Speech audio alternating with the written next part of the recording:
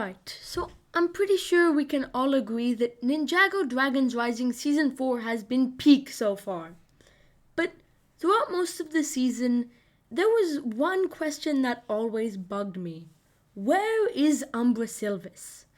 Umbrasilvis is architecturally inspired by old European villages and definitely strays from the normal Asian-styled architecture that we've always seen in Ninjago.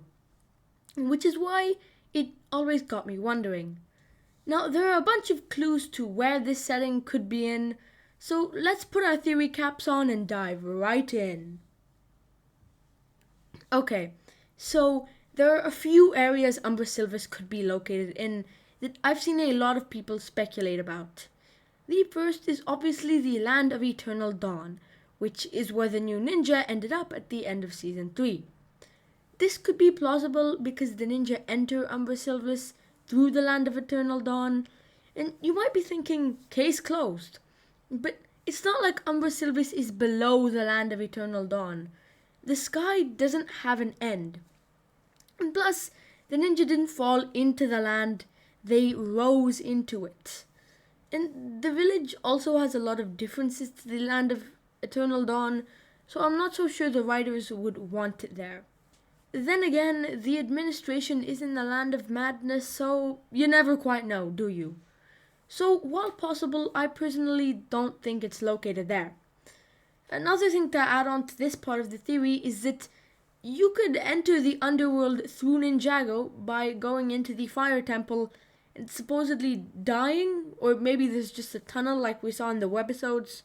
I have no idea, but the point is, you can travel between realms kind of like portal gates, but not really like portal gates. I'm not sure if it's still the same after the merge, but how about we just continue? The second theory is that Umbrasilvis is in the Land of Monsters, and I'll just debunk this theory entirely. From what we saw in Legends Monstrosity, settlements barely last a few years in the Land of Monsters due to giant monster attacks. But from a line in the season, we can conclude that Umbrasilvis has been around for at least 5 centuries, possibly longer. And it's not like the village is sometimes attacked by monsters anyway, but they fend them off. No. There is an entire trial held by the people because a mutation monster was released. So I'm debunking this completely. Another theory is that Umbrasilvis is a different realm in its entirety. As of Dragons Rising Season 4 Part 1, we have 16 out of the 17 total realms revealed.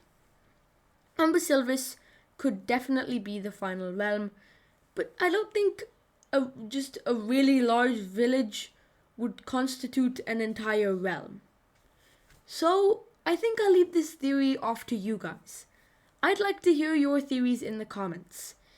Umbrasilvis could be literally anywhere in the merged lands, so we might as well throw darts at a map. Literally. Honestly, for the first time, I'm kind of stumped. I guess we'll just have to wait and see if Umbrasilvis does return or if it is explained by either the show or the writers of the show. So anyway, I guess I'll see you all next time.